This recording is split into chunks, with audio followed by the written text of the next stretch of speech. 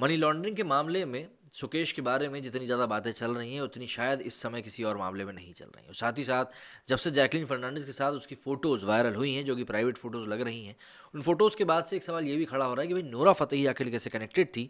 साथ ही साथ क्या वो लग्जरी गिफ्ट्स है जो कि इन दोनों एक्ट्रेसेस को दिए गए थे, क्योंकि इसमें अभी कुछ समय पहले कुछ और भी ऐसे नाम आकर जुड़े थे जो कि नाम काफ़ी चौंकाने वाले थे।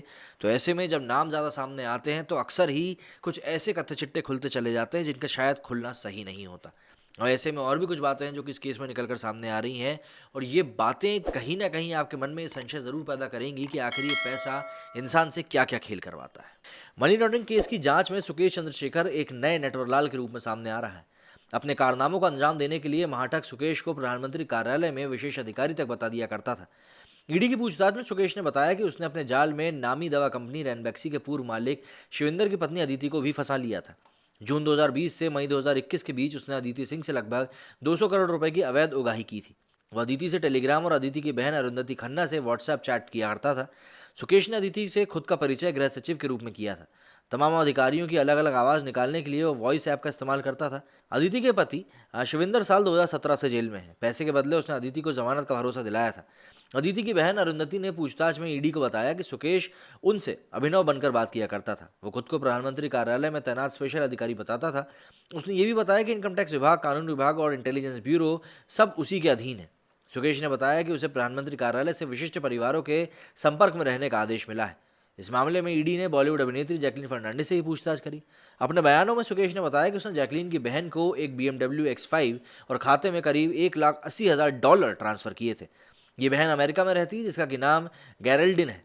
इसी के साथ सुकेश ने जैकलीन को गुची का जिम वेयर, गुची के जूते, रोलेक्स की घड़ी, 15 जोड़ी ईयरिंग्स, 5 बिर्किन के bags, mini Cooper car, hums bangles और एली बैग्स जैसे महंगे गिफ्ट देने की बात भी कबूल करी है।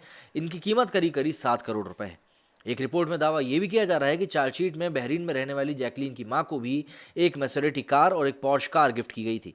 पॉर्श की कीमत ही लगभग $1,80,000 है। हालांकि ईडी की पूछताछ में जैकलीन ने इन आरोपों को सिरे से नकार दिया था। उन्होंने बताया है कि सिर्फ $1,50,000 उनकी बहन के खाते में भेजे गए थे। सुकेश ने जैकलीन पर झूठ बोलने का भी आरोप लगाया है। मीडिया रिपोर्ट्स के मुताबिक बॉलीवुड अभिनेत्री नोरा फतेही और मुकेश के बीच की चैट्स भी सामने आई हैं। इसमें दोनों किसी महंगी कार के बारे में बात करते हुए दिख रहे हैं।